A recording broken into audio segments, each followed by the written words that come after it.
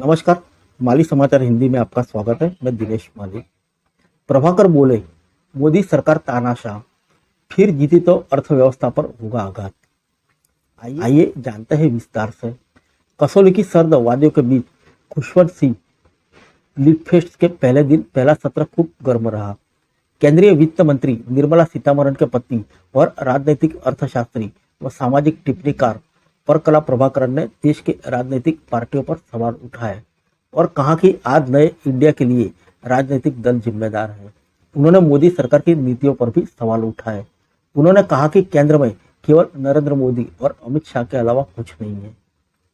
मोदी सरकार तानाशाह है और अगर 2024 में फिर से जीतकर सत्ता में आई तो देश की अर्थव्यवस्था पर गहरा आघात होगा। उन्होंने कहा कि मोदी सरकार ब्रांडिंग पर चल रही है। वह 80% पैसा ब्रांडिंग पर खर्च कर रही है। बेटी बचाओ बेटी पढ़ाओ में केवल ब्रांडिंग मोदी की हुई है। अन्य दल भी इसका अनुकरण कर रहे हैं।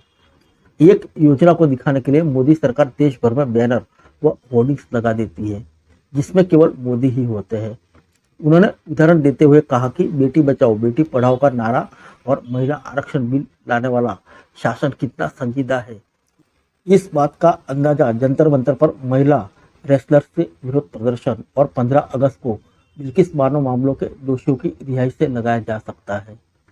उनकी नई किताब the crude timber of new India essays on a republic in crisis पर चर्चा करते हुए मोदी सरकार को तानाशाह बताया।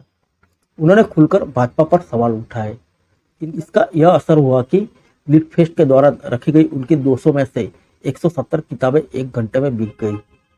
3 दिन तक चलने वाले इस लीडफेस्ट का theme the revolution will not be televised be the change want to see रखा गया है। इसमें देश विदेश के कई लेखक, साहित्यकार, चित्रकार, अभिनेता, सैन्य अधिकारी और राजनीति से जुड़े बड़ी हस्तियां भाग ले रही है। राजनीतिक अर्थशास्त्री परकला प्रभाकरन के अलावा पहले दिन जयदीप मुखर्जिया, आर गोपालकृष्णन और राहुल सिंह ने लव ऑल विषय पर डिबेट की। इसके बाद इंद्राणी मुखर्जी ने द सेकंड बिल्मिंग पर चर्चा की। अनिरुद्ध सूरी ने the failure here and now विषय पर चर्चा की।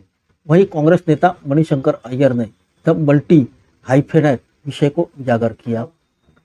परकला प्रभावर बोले, भाजपा ने हिंदुत्व के मुद्दे पर 2014 का चुनाव जीता था।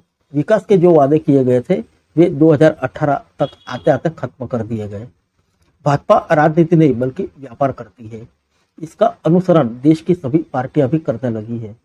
धर्मनिरपेक्षता का राग अलापने वाली भारतीय जनता पार्टी अब हिंदुत्व को बढ़ावा दे रही है।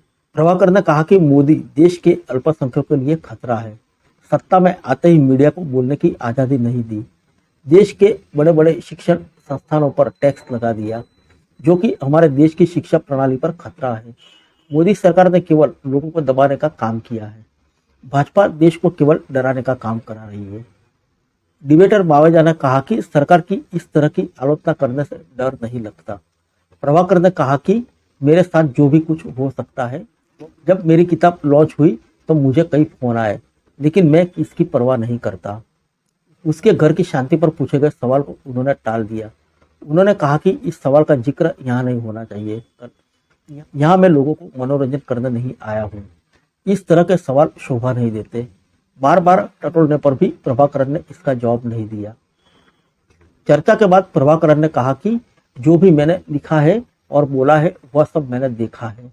इससे मेरे परिवार और घर के माहौल पर कोई असर नहीं पड़ेगा। जो मैं देख रहा हूँ और उसे बोलने और लिखने में डरता नहीं हूँ।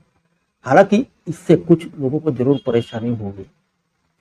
फिर मिलेंगे अगले बुलेटिन में अन्य किसी खबर के साथ। तब तक के लिए इजाजत दीजिए। नमस्कार।